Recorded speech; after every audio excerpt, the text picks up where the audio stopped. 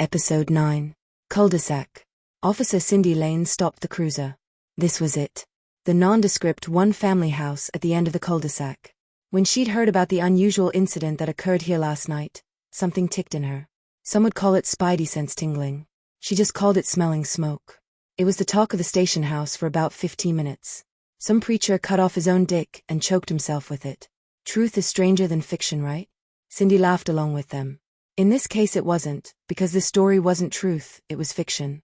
She'd bet 100 grand on it. Smelling smoke. She knew she needed to get to the truth behind the fiction. Once she heard the address where this supposed self-throttle happened, the smoke got thicker. That address was in the neighborhood, just up the hill from the warehouse.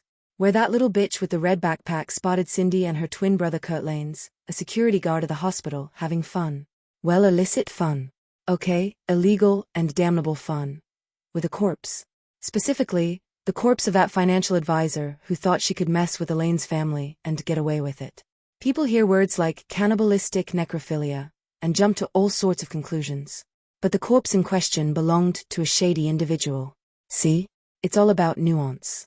That little bitch with the red backpack looked scared enough. Maybe out of self-preservation, she'd keep her mouth shut. But a bitch can squeal if she knows she'll die if she doesn't squeal. So the little bitch with the red backpack will be better off dead. The timing of this suicide swallow was perfect. Cindy and Kurt had agreed to canvass this very neighborhood, asking if folks had seen Little Red Backpack. Now, after learning that address, their neighborhood search got narrowed down to one house overnight. Cindy peered out at the suburban one-story.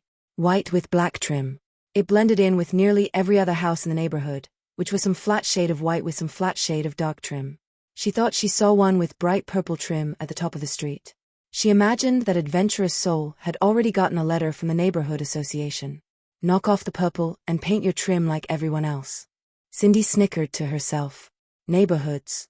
What a joke. Looking back at the street behind her, she noticed her brother Kurt's car. Poor bastard. Wanted to be a cop so bad. Kurt owned an old Crown Victoria. If he'd kept it in shape it would be worth a fortune. But it was battered, rusty, and should be sitting in a junkyard somewhere. Just like Kurt. She couldn't see whether or not Kurt was in it. She threw the cruiser in park, cut the engine and got out. She stared down at the Crown Vic, seeing Kurt stick his hand out, giving a thumbs up. Cindy nodded back. She made sure she had an extra handgun tucked into the back of her pants. A Glock 19, just in case. She lumbered up to the house. Down the street behind her Kurt got out of the Crown Vic and lumbered toward the house, tacking a little to the left. He and Cindy were doing a pincer move. Cindy going to the front door. Kurt to the back. Although they were different genders, they were very much twin siblings. They were built almost exactly alike. Face, blonde hair, height, weight, wide hips, narrow upper bodies. They were identical. Well, you know, almost. And they walked with the same shoulder-driven lumber. Kurt cut over to the left, approaching a small wooded area between the house at the end of the cul-de-sac and its neighbor. Cindy, meanwhile, walked straight up to the house. She and her brother did not look at each other. They'd done this before. If Little Red Backpack saw someone in a cop uniform at the front door and decided to run out the back, Kurt would be waiting for her. As Kurt circled around the back of the small house, Cindy trudged up the walkway. The lawn was a sloppy patchwork of dirt and burnt grass. Looks like Little Red Backpack was one overdue mortgage payment away from the trailer park. Or worse. Tough shit for them, but that mortgage payment wasn't the only thing that was long overdue. People like this needed a wake-up call. They never knew the meaning of hard work. Thought that they were entitled to their own property. They were about to have an opportunity to pull themselves up by their own bootstraps. Which reminded Cindy, she just got a shopping alert that those sweet Athena camo boots she'd been eyeballing went on sale. Less than $1,000 too. Cindy just loved a bargain. Inside the house, Cassie stood alone in her kitchen. A glass of wine sat on the table. She stared at nothing and wrung her hands. If someone walked into the kitchen and saw her, they'd think something was wrong. But Cassie spent much of her day like this. She hated making decisions. Right now she could either clean, do some dinner prep, or relax and watch TV. She was in over-analysis mode and needed some outside force to prod her into action. Cassie spent most of every day of her life like this, except for the wine part. The wine was a byproduct of the demon Gia's arrival. Cassie was a little concerned that it wasn't even nighttime and she was already drinking alcohol. But her brain needed some extra quiet right now. Cassie heard the throbbing noises of Gia's push-ups and stomach crunches coming from a master bedroom down the hall. The demon had come home from work, slept for barely an hour, and she was already exercising again. She was positively inhuman. Cassie reached for the glass of wine and heard a knock at the door. She breathed a sigh of relief that she had some purpose at least for the moment. The living room provided a view of the front door out the picture window. As Cassie walked into the living room and glanced out the picture window, she gulped in trepidation. It was a police officer who just knocked. Well, Cassie thought, if this is it. This is it. If the cop had a warrant to investigate the house, there was enough poison under the sink for Cassie to kill herself in minutes. She wasn't just not going to prison. She was not going through the excruciating process of an investigation. The discovery of the bodies in the basement. The trial. The public scorn. She would rather beg the Lord forgiveness for her sins, swallow the poison, and take the express train to the afterlife, where her beloved, Jake, waited for her. Cassie opened the door to a very imposing figure. To Cassie, this police officer with the blonde butch cut didn't seem like a man or a woman, but something in between. The officer spoke with masculine authority, but in a distinctly feminine pitch. Good day, ma'am. Can I have just a couple of minutes of your time? Just a couple of quick questions. Of course, Cassie answered, making way and gesturing for the officer to come in. Cassie read the name on the officer's lapel. Lanes, any relation? Cassie asked, referring to the family after which Lanesville was named. Distant cousin, the officer said dismissively, making sure Cassie shut the door behind her. Ma'am, I'll get straight to the point. We're looking into a string of incidents in this neighborhood, and we've determined there is a connecting thread. A young woman. Gia, Cassie offered, this is about what happened to Pastor. Cassie briefly thought of the poor man who had been choked with his own private parts. Willie, isn't it? Yes, the officer said with a sense of urgency. The person we're looking for, she's about 5'5", athletic, curly hair, last seen wearing a red backpack. That's her, Cassie lit up. You're going to take her away? She's been a curse on this house since the day she arrived. Cassie imagined Gia spilling her guts about the bodies under the house. Maybe Cassie would be taking the poison after all, but at least she'd be with Jake, and that demon Gia would be rotting in prison. She lives here then? The officer pressed. Yes, Cassie smiled. And she happens to be here. In her room. I'll go get her. Wait. The officer found some caution. Let me approach her. Where is her room? Cassie pointed toward the doorway to the kitchen. Past the kitchen at the end of the hall. Thank you, ma'am, the officer said quickly, unholstering her gun. I'll take it from here. The officer then pointed her gun directly at Cassie's face and pulled the trigger.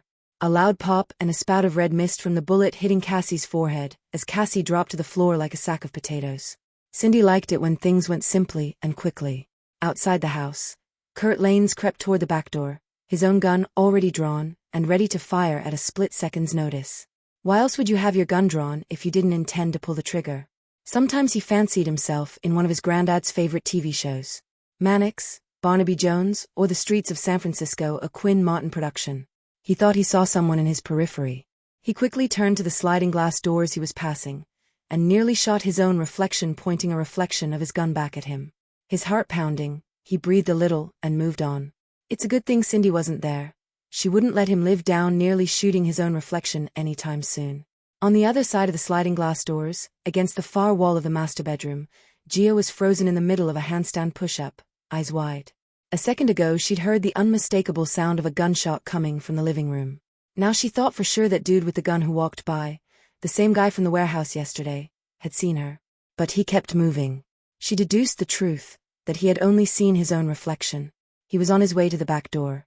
Gia kicked away from the wall and stood on her feet again, wheels in her head turning. It was time to leave. A moment Gia had been ready for.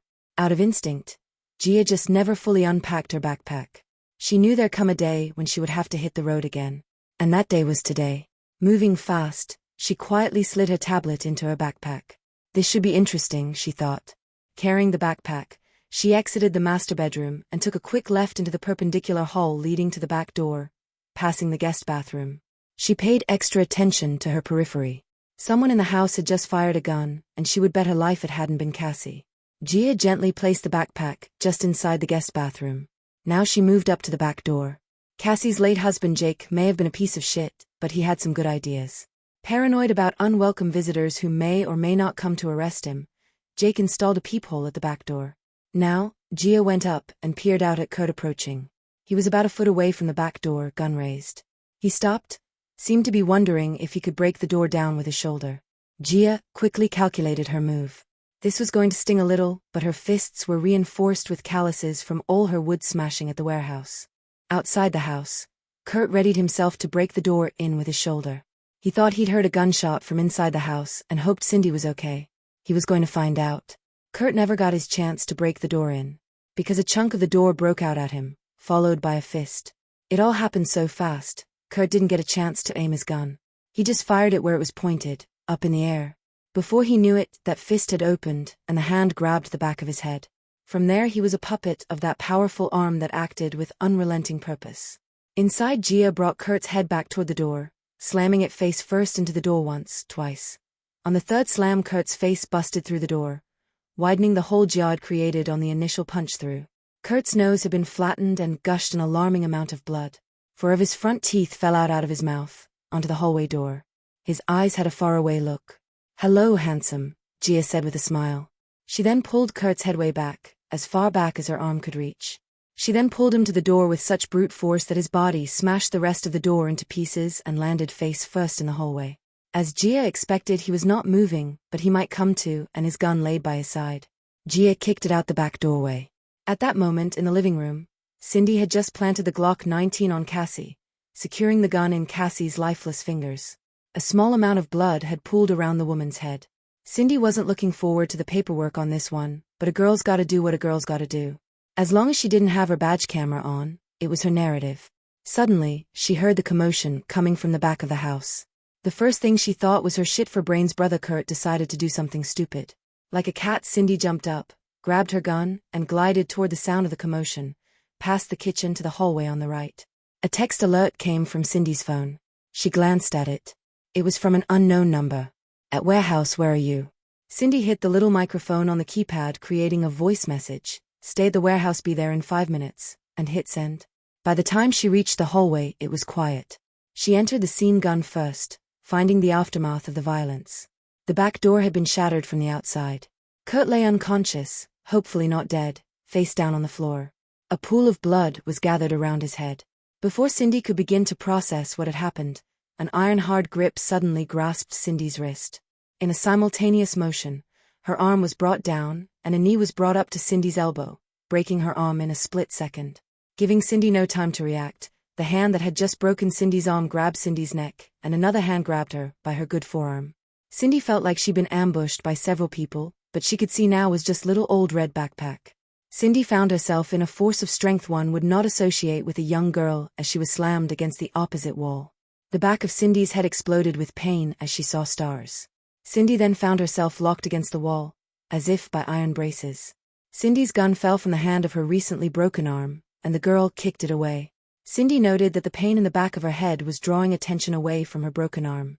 Crying in pain, Cindy tried to kick, but the girl's body was pressed against the officer, restricting her movements. Cindy looked down at her assailant, who was about 4 inches shorter than her. The girl's face was stoic, but she held Cindy's gaze with no difficulty. Little Red Backpack turned out to be someone who basically did not give a fuck. The girl began to squeeze Cindy's unbroken arm. "I'm warning you," Cindy choked but began to cry in horror and pain as the girl's grip began tearing into the muscles and tendons under Cindy's skin. "Stop. Please stop." But the girl would not relent. Cindy could see her arm begin to inflate and discolor in the girl's impossibly powerful squeeze. The pain was traveling from her elbow up to Cindy's shoulder, and even her neck. "Be thankful I'm only squeezing your arm, and not your neck too," the girl said calmly, staring into Cindy's desperate, tear-filled eyes. The girl cocked her head slightly as she twisted Cindy's arm. She heard the sickening noise of her own bones cracking under the pressure. Then the merciless girl twisted Cindy's arm up, the way one would twist the claw of a baked lobster off its body. Jets of blood began to burst from the girl's grip as she wrenched Cindy's forearm clean off at the elbow. Well, not that clean. First of all, there was the blood that splattered the wall. Flecks dotted the girl's face, and Cindy's too, she supposed. Lots of tendons, muscle, and gore was hanging from the ripped-away forearm, and even more blood poured from the wound on what was left of Cindy's upper arm. But there was a nice bone sticking out of the severed arm. It was sharp too, because of the break. A mouthful of vomit poured from Cindy's mouth onto the girl's arm. "I'm going to need a shower and another change of clothes now," the girl deadpanned, shaking her head in disappointment. Lifting the freshly ripped-away forearm, the girl processed the sharp end of that bone sticking out. "You're never going to forget me," the girl said. Then she lifted the sharp end of that broken bone to Cindy's face and held there a second, before stabbing Cindy's left eye with it. Pop! Blood began to pour from Cindy's eye socket. Pulling her newly created weapon away, the girl slammed Cindy's head against the wall again. This time Cindy felt like she was going to pass out. The girl let go and Cindy slid down the wall, dizzy, nauseous, bleeding from her eye and completely disarmed. See what I did there? Gia stood over the officer and looked at the one-armed, one-eyed woman's legs. One of her knees had slumped to the side, but the other one was sticking up, ripe for some manner of mischief. Inspired, she held the officer's forearm up, pointing that sharp bone down, and with the force of a steam hammer, plunged the bone down into the officer's knee. The officer cried out again. Gia twisted the forearm, securing it to the knee, eliciting more tears from the downed officer. Gia saw the cell phone sticking out of Cindy's shirt pocket. She grabbed it. She put the phone up to Cindy's weeping face, unlocking the screen. She read the most recent text message. "I'll say hi to your friends at the warehouse," Gia said.